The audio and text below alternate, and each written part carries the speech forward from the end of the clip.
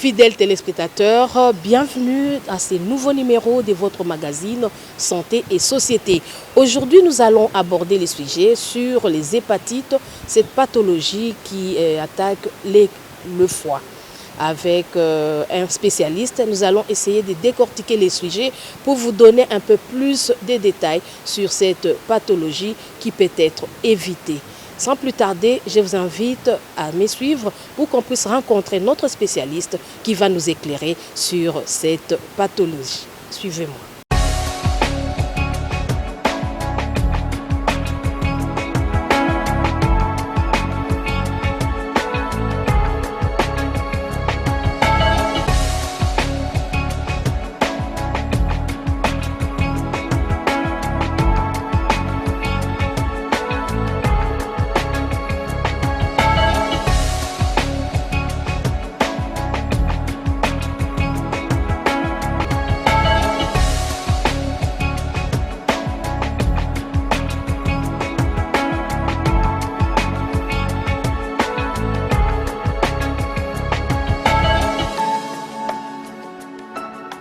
Fidèles téléspectateurs, une fois de plus, bienvenue dans votre magazine Santé et Société. Comme je vous l'avais dit tantôt, aujourd'hui nous allons parler des hépatites et pour mieux comprendre ces sujets, comme vous l'avez peut-être remarqué, nous avons le docteur Pascal Chamala qui est hépato-gastro-entérologue. C'est avec lui que nous allons essayer de comprendre cette pathologie. Bienvenue docteur. Bonjour madame.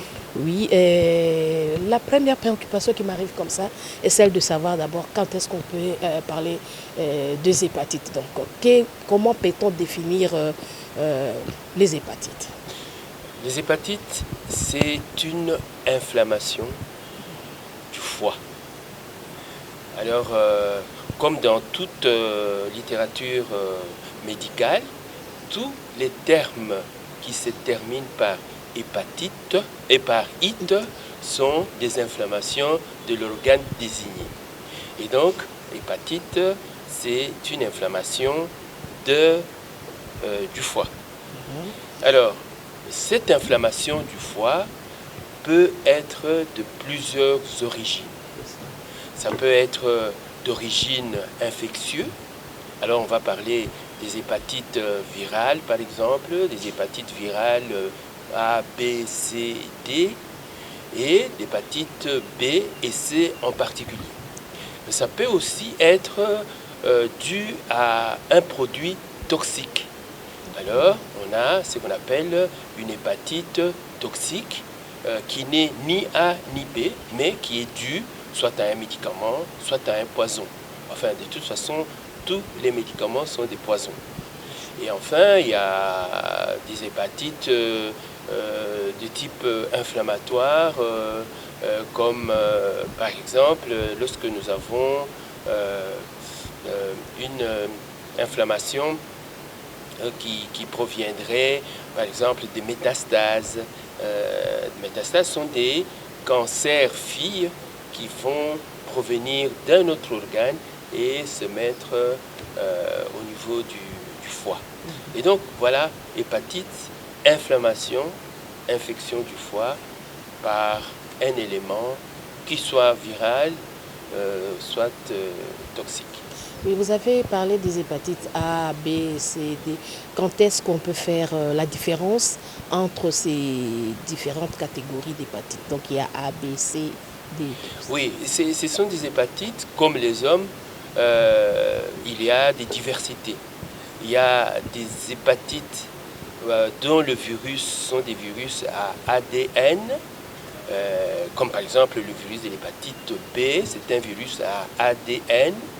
Et il y a des virus comme l'hépatite C, c'est un virus à ARN. Et donc, ce sont des acides que vous avez appris à l'école secondaire, acide désoxyribonucléique et acide ribonucléique.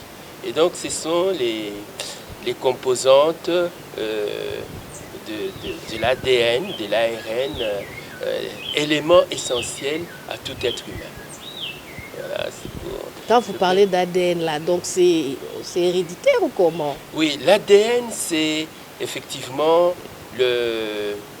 l'élément qui fait que lorsque nous recevons une partie de notre maman et une partie de notre papa, ça fait que nous sommes ce que nous sommes. Ok. Et donc, si il y a des maladies qui sont sur ces deux éléments, eh ben, on va pouvoir les transmettre de génération en génération. Mais toutes les maladies ne sont pas héréditaires. Ok, docteur, merci beaucoup pour cette précision. Et je voulais savoir par rapport à toute cette catégorie de types d'hépatites, quelles sont les hépatites les plus dangereuses? Bon, toutes les hépatites sont dangereuses, hein, mais actuellement, on a remarqué que dans le monde, nous avons une atteinte d'une très grande population humaine. Plus ou moins 400 millions de personnes sont atteintes par le virus B et le virus C. C'est une pandémie. Pandémie, c'est-à-dire que c'est une épidémie qui est dans le monde entier. Et alors, c'est ça. Bon, mais les autres hépatites, par exemple, lorsqu'il y a une forme aiguë fulminante, ça peut conduire aussi vers des lésions graves, comme ce qu'on appelle une insuffisance hépatique, par exemple, qui va tuer la personne parce que le foie n'a plus cette capacité de maîtriser certaines réactions de notre organisme qui sont fatales. Alors, les autres virus, par exemple, le D, c'est un virus qui ne peut exister que quand il y a le B. Et puis, il y a le virus E, dont l'extension n'est pas aussi grande que la B et le C. Ok. Donc, docteur, vous avez dit que nous allons mettre l'accent sur les hépatites B et C. Est-ce que vous pouvez expliquer à nos téléspectateurs pourquoi? Pourquoi? Parce que on a remarqué, l'OMS a remarqué, plusieurs pays qui tiennent des statistiques, malheureusement ce n'est pas le cas chez nous, ils ont remarqué que les virus de l'hépatite B et le virus de l'hépatite C sont répandus à travers le monde. Et l'ONU, l'Organisation des Nations Unies, dans sa stratégie d'arriver aux objectifs du développement durable, a identifié l'objectif numéro 3 qu'il a baptisé santé et bien-être. Et donc, il a constaté que les hépatites prenaient une grande part dans le bien ou dans le développement heureux ou malheureux de cet objectif. Et il a remarqué aussi que si nous pouvons arriver à éradiquer le virus de l'hépatite B et le virus de l'hépatite C, nous allons atteindre les objectifs du millénaire, du développement durable. Il y en a 17 et on pourrait, en maîtrisant l'objectif numéro 3, pouvoir atteindre au moins 10 à 11 objectifs. Okay. Donc c'est un objectif très important sur lequel on insiste pour que d'ici 2030, tous les pays puissent éradiquer la menace des hépatites B et C et pas éradiquer les hépatites. Ça ne part jamais. Les hépatites vont là, vont rester aussi longtemps que l'homme est sur la Terre. Ok. Est-ce qu'on peut savoir, quand on souffre, hein, on a cette pathologie, est-ce qu'il y a des symptômes? Effectivement, il y a deux phases. Il y a la phase aiguë et il y a la phase chronique. La phase aiguë a des symptômes qui partent de moins sévères à des symptômes sévères. La phase aiguë va se caractériser par un épisode de contamination. Vous allez être contaminé, vous allez être en contact avec le virus de plusieurs façons. Surtout, ce qui est commun dans tout ça, c'est le contact de votre sang avec le sang d'une personne contaminée. Alors, ce sang d'une personne contaminée, vous pouvez entrer en contact avec, soit par la transfusion sanguine, soit par les relations sexuelles, soit par une plaie avec un objet tranchant contaminé par le virus. Par exemple, les gens qui s'échangent des aiguilles, des seringues pour se transmettre, pour s'injecter de la drogue, ces gens-là s'échangent des aiguilles d'une personne à une autre et ces gens-là courent le risque. Mais il y a aussi dans la vie quotidienne les gens qui vont dans un salon de coiffure et ont le malheur d'être rasés avec une lame de rasoir qui a servi à une autre personne. Cette personne, si par malheur elle est infectée, eh bien, le sang qui va se mettre sur la lame de rasoir va effectivement se mettre sur, être transmis à la personne qui suivra comme une personne coiffée. Alors, il y a aussi dans les pédicures, manucures, bref, tout objet tranchant qui est contaminé peut être le support d'une hépatite virale B ou C. Alors ça, c'est la transmission, la contagiosité. Alors maintenant, l'incubation. La personne qui a eu le virus, il ne va pas développer l'hépatite tout de suite. En tout cas, pas l'hépatite virale aiguë tout de suite. Il y a un temps qu'on appelle un temps d'incubation qui dure plus ou moins 1, 2, 3 mois. Et après ça, il va commencer dans la forme typique, hein, il va commencer à présenter de la température. Il va faire une fièvre en plateau. Cette fièvre va durer plus ou moins longtemps. Et cette fièvre en plateau sera suivie d'un ictère. Les yeux vont devenir jaunes. Alors, et la fièvre va disparaître. La période de l'ictère va rester aussi pendant un certain temps. Et finalement, l'ictère va disparaître, va s'installer une fatigue énorme qui va, elle, durer très longtemps et qui peut même conduire à l'incapacité du travail. Alors, voilà la phase aiguë. Mais la phase chronique, elle est silencieuse. C'est-à-dire, après que vous ayez fait une forme modérée ou sévère de la forme aiguë, vous allez passer à la chronicité.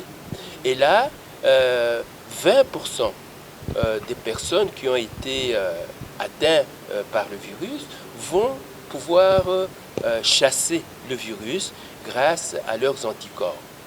Mais 80% de personnes vont évoluer progressivement vers une maladie chronique qui est silencieuse, plusieurs années, plusieurs dizaines d'années parfois. Et à la fin de cette période de silence, va maintenant se manifester certains signes qui traduisent les dégâts que le virus a fait, surtout au niveau du foie. Et ces dégâts-là sont dans l'ordre, ce qu'on appelle une insuffisance hépatique. Donc il y a certaines fonctions du virus qui ne pourront plus être assurées par le foie. Il y a plutôt certaines fonctions du foie qui ne seront plus être assurées par le foie. Il y a la phase cirrhose. À ces moments-là, le foie devient de plus en plus dur et incapable de remplir certaines fonctions. Et enfin, il y a parfois, on évolue vers le cancer du foie. Et là, le foie est tout à fait non fonctionnel. Okay. Voilà non seulement l'histoire de la maladie, mais aussi les différentes phases. Et c'est ça, ce silence-là de la phase chronique qui est la plus dangereuse parce que les gens ne savent pas qu'ils ont le virus. Et donc, ils vont avoir un comportement tout à fait innocent, mais qui, malheureusement, transmet le virus. Oui. Voilà. Maintenant, comment se fait les diagnostics? Comment ça se passe? Eh bien, les diagnostics, dans la vie de tous les jours, puisqu'il y a ce silence du virus, il est bon de se faire dépister. Le gouvernement, comment est-ce que je dirais, les zones de santé devraient organiser régulièrement des campagnes de dépistage pour pouvoir détecter les personnes qui sont victimes de cette maladie dans notre société et pouvoir faire ce qu'on appelle une cartographie de la menace des hépatites. Qui sont atteints par le virus, quelles sont les manifestations de ce virus à ces gens-là, qu'est-ce qu'ils ont comme lésions, etc. etc. Et donc, un dépistage, je dirais, systématique est important pour pouvoir non seulement connaître son statut sérologique, mais pouvoir aussi être très vite pris en charge. Okay. On parlera de la prise en charge. Et donc, voilà, la première chose, c'est le dépistage. Alors, quand vous avez été dépisté positif, il y a des signes cliniques. Je vous ai dit que les signes cliniques ne sont présents que dans la phase aiguë. Et là, vous avez, comme j'ai dit, la température, l'ictère et la fatigue. Et dans la phase chronique, bien tard, au moment où vous développez, par exemple, une insuffisance hépatique, on va noter que vous avez des troubles de coagulation, c'est-à-dire que vous saignez très facilement. On va voir que vous êtes en train de gonfler, c'est-à-dire que vous retenez l'eau. C'est parce que votre foie ne fabrique plus ce qu'on appelle l'albumine, et ainsi de suite. Alors, dans une phase où il y a beaucoup plus de manifestations, cliniquement, on note que vous avez un amaigrissement. Cliniquement, on va noter que vous avez un ictère, des yeux jaunes. Cliniquement, on va noter que vous avez un ventre qui gonfle, il y a du liquide dedans. Cliniquement, on peut noter un foie en augmentation du volume. Voilà les quelques signes qui vont mener le médecin à investiguer le foie pour connaître qu'est-ce qu'il y a comme lésion, à quel stade se trouve le malade. Ok, merci docteur. Est-ce que les hépatites se soignent? Oui, les hépatites se soignent. En prévention. En prévention, on peut éviter d'être atteint par le virus de l'hépatite B et ou C. Alors, il y a surtout l'hépatite B qui actuellement a un vaccin efficace qui se donne en plusieurs phases, en plusieurs doses et qui va stimuler les anticorps naturels qui vont veiller comme des sentinelles dans votre corps.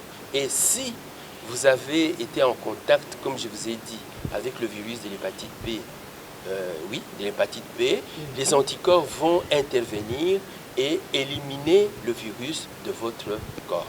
Ça, c'est de la prévention par rapport au vaccin. Mais il y a aussi ce que je pourrais dire, pour utiliser le vocabulaire actuel, l'observation des gestes barrières. Comme vous savez que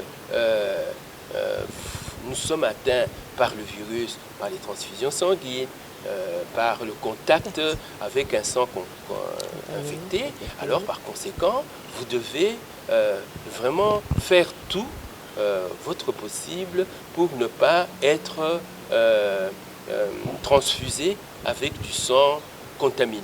Alors, à ce moment-là, c'est la charge du CNTS, le Centre national de transfusion sanguine, qui est le patron de toutes les banques du sang dans la République démocratique du Congo, qui doit veiller à ce que le sang qui est transmis, transfusé, que ce sang soit tout à fait safe, c'est-à-dire sécurisé, qu'il n'y a pas de virus de l'hépatite B ou C, ou d'autres maladies d'ailleurs. Ça, concerne la prévention collective, Mais la prévention individuelle, c'est d'avoir ses propres lames de rasoir, c'est d'éviter les relations sexuelles non protégées et c'est le comportement qui doit changer. Les gens aiment les changements, mais ils ne changent pas eux-mêmes. Et donc, il faut faire attention sur J'ai comme l'impression que c'est comme le sida. Hein. Effectivement, le sida, c'est un virus. Oui. C'est comme le corona. Le corona, c'est un virus. Le comportement humain est à la base de ce qui nous arrive. Donc, si vous ne... Par exemple, le corona a la même structure. C'est un virus à ARN comme le virus de l'hépatite C. Okay. Donc, c'est vous dire. Et donc, ce sont des mesures générales qu'il faut conserver. Alors maintenant, lorsque la maladie est déjà là, oui, effectivement, actuellement, il y a des médicaments très efficaces qu'on appelle les médicaments à action, les antiviraux à action directe, aussi bien pour le virus de l'hépatite B que pour l'hépatite C. Okay. Pour l'hépatite C, ça dure 3 mois de traitement, mais pour l'hépatite B, ça dure beaucoup plus longtemps. La chronicité reste beaucoup plus longue. Alors, au terme du traitement, vous êtes guéri. Mais ça ne veut pas dire pour autant que vous échappez à une autre infection. Et donc, non seulement il faut se faire soigner, mais il faut rester vigilant pour éviter d'être de nouveau infecté. Ok. Est-ce que dans les traitements que vous venez d'évoquer tout à l'heure, oui. Est-ce que c'est le même qui a 10 ans par exemple? Est-ce qu'il y a eu évolution par rapport au traitement? Oui, il y a eu une évolution parce qu'effectivement, dans le temps, en tout cas, en ce qui concerne le virus de l'hépatite B, il y avait comme médicament de base l'interféron, qui était associé à d'autres médicaments comme la ribavérine, etc., pour traiter. Voilà qu'il n'y a pas très longtemps, peut-être pas 5 ans, qu'il y a eu cette évolution spectaculaire qui fait qu'aujourd'hui, on peut effectivement traiter le virus de l'hépatite B avec des médicaments comme les tenofovir et ainsi de suite, et traiter le virus de l'hépatite C suivant le type de souche avec le sofosbuvir qui est associé à d'autres médicaments pour traiter la maladie. Okay. Une question me vient à la tête comme ça. Je voulais savoir, est-ce que les hépatites là, est-ce que ça touche ces mêmes catégories de personnes, des personnes âgées, des enfants ou des femmes, je ne sais pas. Non, les hépatites touchent toutes les couches de la population. Déjà, le bébé à la naissance peut être infecté par sa maman. Et le bébé, donc ça va dans le sens inverse d'une pyramide, par exemple. Hein? Au bas de pyramide, il y a beaucoup d'enfants qui sont concernés. Et plus on avance, moins il y a d'enfants, mais il y a plus des adultes et puis plus des anciens. On dirait que ça fait étage comme ça. D'abord tu es enfant, et puis au milieu, et puis les adultes. Et donc, tout le monde peut être infecté à n'importe quel âge par le virus de l'hépatite. Donc dans l'enfance, c'est surtout à la naissance, c'est surtout lors de la manipulation, lors des accouchements, par exemple. Et puis dans l'enfance, c'est les enfants, par exemple, les drépanocytaires qui reçoivent beaucoup de transfusions sanguines, ainsi de suite. Et donc, on peut, à partir de ce moment-là, attraper le virus. Dans la vie de tous les jours, ça dépend du comportement de l'être humain. C'est lui qui va s'exposer à des risques d'avoir le virus. Il va l'avoir selon son comportement. Il n'a pas protégé ses relations sexuelles. Il a été chez le coiffeur sans regarder sur les lames des rasoirs, ainsi de suite. Et voilà, on meurt avec ça parce qu'on a eu un comportement, sans le savoir parfois, qui fait que Kozanga Koyeba. Voilà. Ok. Merci docteur. Fidèles téléspectateurs, Et vous qui venez de nous prendre en cours, nous sommes en train de parler des hépatites avec le docteur Pascal Chamala, qui est hépato-gastro-entérologue. C'est lui qui est en train en fait de décortiquer ces sujets avec nous et nous donner des détails. Docteur, je voulais savoir, quelle est la différence entre cirrhose et hépatite? Est-ce que c'est la même chose? Cirrhose, c'est une complication de l'hépatite. Je vous ai dit que l'hépatite, c'est une inflammation du foie. Et cette inflammation peut être d'origine diverse, d'origine virale comme d'origine toxique. Et donc, la personne qui a fait l'infection a ce qu'on appelle une hépatite parce que ça vient du virus viral. Alors, la personne qui va faire l'inflammation parce qu'il a consommé, par exemple, trop d'alcool, c'est une hépatite toxique à l'alcool, par exemple. Vous comprenez? Alors, tous les deux vont, si le phénomène persiste, donc le premier, il passe à la chronicité, l'autre, il boit tous les jours une quantité importante d'alcool, eh bien, les deux vont évoluer vers la cirrhose, qui est un état du foie qui n'est plus fonctionnel. Ce foie va, dans un cas, diminuer de volume, dans l'autre, il va augmenter de volume et provoquer ce qu'on appelle une cirrhose post-alcoolique ou une cirrhose post-hépatitique, virale, post-virale. Okay. Voilà. Mais dans tous les cas, c'est le même traitement. Dans tous les cas, c'est pas le même traitement parce que dans le cas de l'hépatite virale, on donne le médicament dont je viens de parler, les antiviraux de Dieu. Maintenant, la cirrhose, effectivement, avec ses conséquences, sont traitées de la même façon, effectivement. Est-ce qu'ici en République démocratique du Congo, nous avons un programme qui s'occupe de tout ça? Dans la République démocratique du Congo, il y a un programme qui devrait s'occuper de tout ça. Parce qu'effectivement, depuis 2004, je vous dis bien 2004, il a été créé un programme national de lutte contre les hépatites en général. Alors, mais ce programme n'a jamais eu un début d'exploitation. Il reste dans les tiroirs. Et je crois que jusque maintenant, on ne sait plus le retrouver tellement il est enfoui sous les poussières. Mais récemment, en fin de l'année 2021, on a mis en place un plan stratégique national de lutte contre les hépatites virales B et C. Ce plan stratégique national a été validé. Actuellement, nous attendons que ce plan qui est validé soit mis en exécution.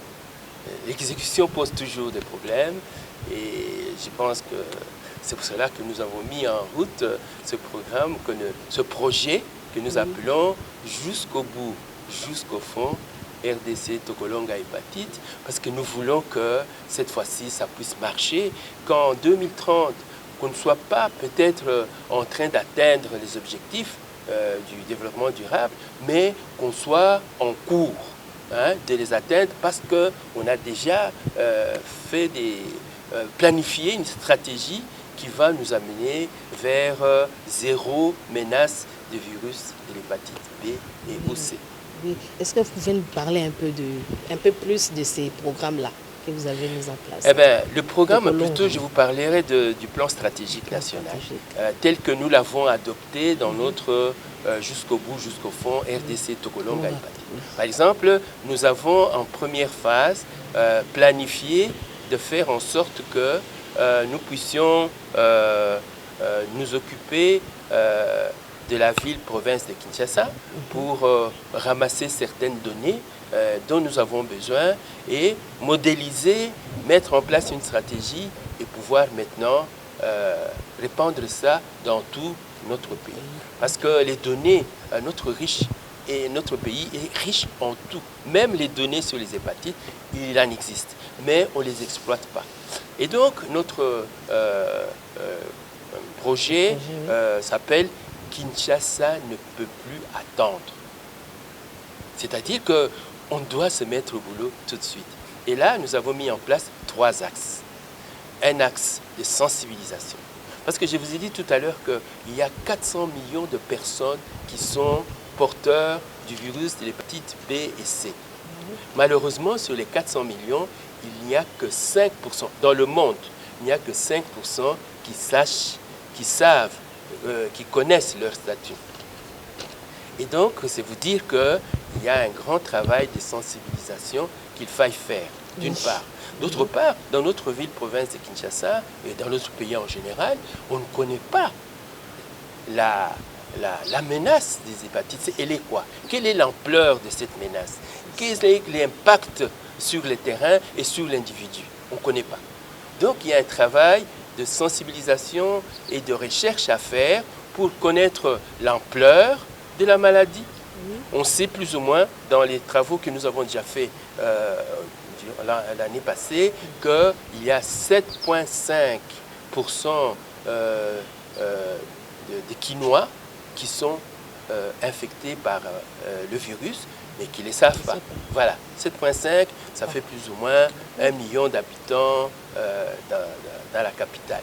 Alors voilà que ces millions d'habitants se promènent avec le virus, transmettent avec le virus d'une façon innocente, sans savoir.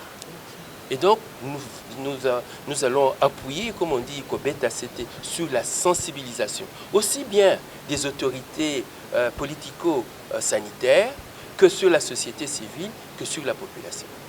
Et ça, nous sommes déterminés à le faire. Le deuxième axe de notre travail, c'est ce qu'on appelle la valorisation des zones de santé, de la zone de santé. Les zones de santé dans la ville-province de Kinshasa, il y en a 35. Mais je ne sais pas combien sont fonctionnels. En tout cas, pas 30. Et donc, les zones de santé qui fonctionnent actuellement, ce sont des zones de santé dites appuyées par les partenaires internationaux. Malheureusement. Nous, on ne les appuie pas. Et donc, ça, c'est un travail que nous devons faire aussi. Pourquoi? Pour un objectif, c'est de créer une médecine de proximité. Il n'est pas normal que quelqu'un qui souffre d'un paludisme, par exemple, quitte Massina pour aller se faire soigner à l'hôpital général. Ce n'est pas normal. Ce n'est pas normal que quelqu'un qui fait une crise, je ne sais pas moi, qui a été détecté hépatite B, par exemple, ou C, doivent venir jusqu'à Ngaliema ou bien jusqu'à Chastry pour se faire soigner. Non, il doit trouver auprès de son centre, près de sa zone de santé, des centres de santé qui vont s'occuper des dépistages et les hôpitaux généraux de référence qui vont s'occuper de la prise en charge des maladies. Okay. Et enfin, troisième axe, c'est la solidarité communautaire. Quand vous allez à l'église, quand vous allez dans les assemblées, vous êtes solidaires, Ndeko, Zandeko, tu es mon frère, etc.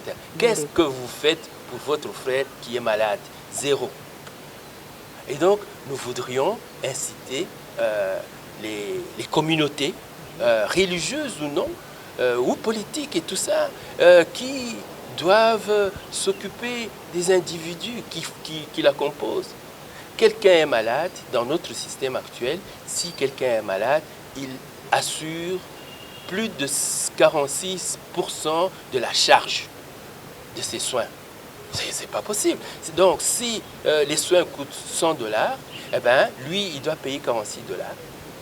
L'État paye plus ou moins 26 $, ça fait 70 et quelques dollars.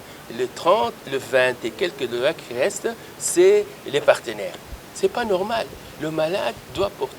Et là, nous avons beaucoup d'espoir parce qu'on nous a dit que bientôt, on va mettre en route ce qu'on appelle une couverture sanitaire universelle. Oui, mais dans notre pays, on a toujours dit, on a toujours annoncé des choses, mais arriver à les faire, ça a toujours un problème. J'en prends pour exemple la situation sanitaire du Congolais. De 60 à ce moment-ci, la situation ne s'est fait que se dégrader. Et pourtant, combien de programmes nationaux de développement sanitaire? Tout un tas, tous les 5 ans, on met en place des programmes nationaux de développement sanitaire. Et voilà où nous en sommes avec ces programmes merveilleux qui ne sont pas appliqués. Okay. Voilà. Merci beaucoup, docteur, pour ces programmes et ces soucis de voir la santé de la population RD congolaise s'améliorer. Et nous sommes presque à la fin de notre émission. Si vous avez une petite recommandation par rapport à tout ce que vous avez dit, parce que nous chutons déjà avec notre sujet sur l'hépatite, si vous avez des recommandations sur ceux qui sont malades, comment est-ce qu'ils doivent se comporter, ceux qui ne sont pas malades, et aussi pour la République démocratique du Congo, pour que tout le monde ait hépatite. Ce que je voudrais dire, merci de me donner cette occasion, c'est qu'en général, et la société, et les communautés, et les individus, nous voulons le changement. Chaque fois, je vais changer, mais nous ne changeons pas. Et c'est ce qui fait que la situation ne fait que se dégrader. Aux personnes qui ne sont pas malades ou qui ne se savent pas malades, parce que nous tous, nous nous promenons, on ne sait pas ce qu'on a en nous. On demande que ces personnes participent massivement aux campagnes de dépistage qui existent dans les hôpitaux. Dans les hôpitaux, quand tu viens par exemple ici chez Astrid, tu demandes d'être dépisté, virus, hépatite, etc. Nous avons le matériel pour ça. Oui. En Galliema, la même chose. Aux cliniques universitaires, la même chose. Il existe ce qu'on appelle un plateau technique qui permet de poser le diagnostic, qui permet de prendre en charge. Et donc, s'il vous plaît, c'est vrai que ce n'est pas très médiatisé, oui, comme la Covid, etc. Oui. Ça, c'est notre défaut, malheureusement. On fait du copier-coller, mais nous pouvons aujourd'hui décider. Vous qui ne vous savez pas malade, je vous conseille d'aller dans un hôpital, comme je viens de citer là, et même Mutombo Dikembe et ainsi de suite, vous allez trouver des endroits où on fait des dépistages. Donc, faites-vous dépister et connaissez votre statut sérologique, et là, ça va vous engager à vous faire traiter le plus tôt, c'est mieux, parce que les conséquences de choses du virus sont très très graves et parfois irréversibles. Maintenant, vous avez dit, ça c'est aux individus, à la société, nous devons dire qu'ils doivent participer aux campagnes, parce qu'il y a des moments qu'on fait des campagnes. Par exemple, ce mois-ci, nous allons tenter avec les mamans pouvoir faire des campagnes de dépistage, parce que c'est leur mois, pouvoir faire en sorte que nous puissions nous intégrer dans leur thème de cette année, de ce mois, qui est, ça s'intitule Égalité pour un développement durable. Alors nous avons pensé intituler ça « Égalité aux soins, d'accès aux soins pour un développement durable ».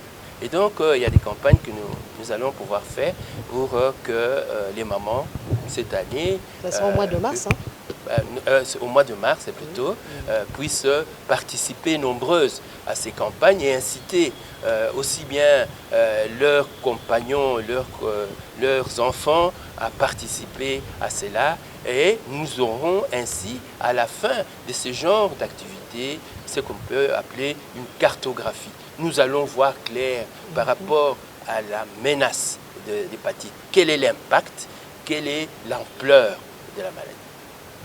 Enfin, aux autorités, je n'ai pas vocation à donner des choses, des conseils aux autorités. J'émets seulement mon avis en tant que citoyen en disant une chose est de décider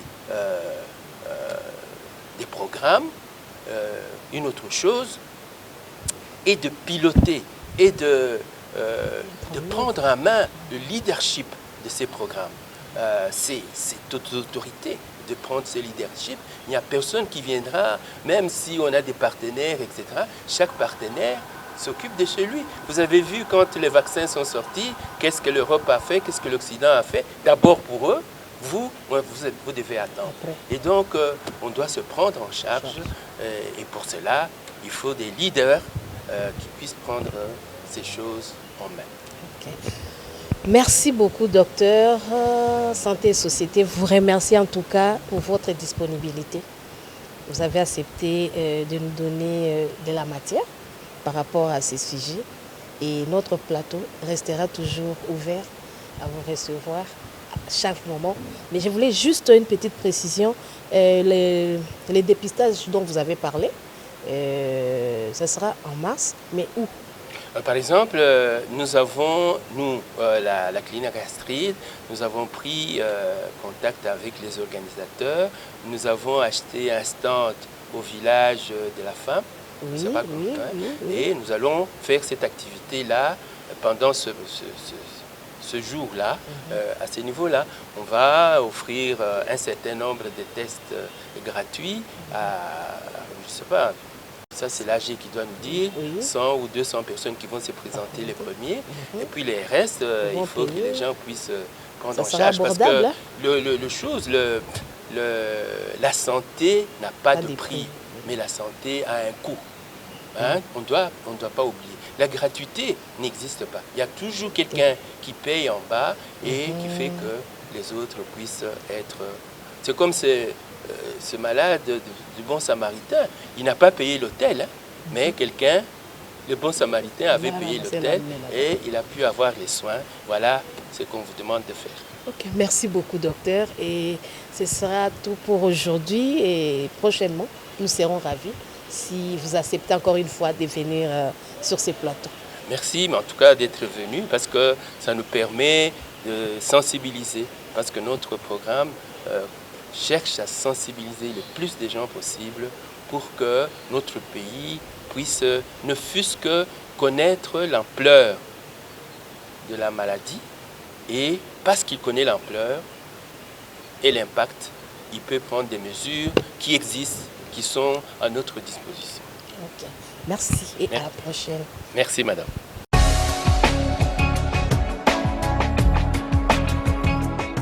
Fidèles téléspectateurs, nous sommes arrivés à la fin de cette émission que nous avons eue à aborder avec le docteur Chamala.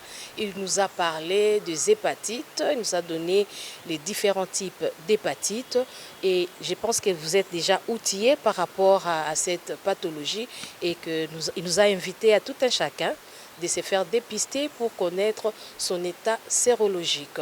Merci au PDG du groupe de presse CNTV, Tempête des Tropiques, Trinitas FM, Alexis Mutandango Imwana. Un grand remerciement également à toute l'équipe dirigeante de ces groupes de presse. Mes remerciements s'adressent à l'équipe rédactionnelle de CNTV, à la technique et surtout, sans oublier Yves Mukindi qui était à la prise des vues. Si Dieu ne revient pas, nous nous retrouvons à la prochaine occasion pour un nouveau numéro. Mais en attendant, respectez les gestes barrières contre la Covid-19. Au revoir.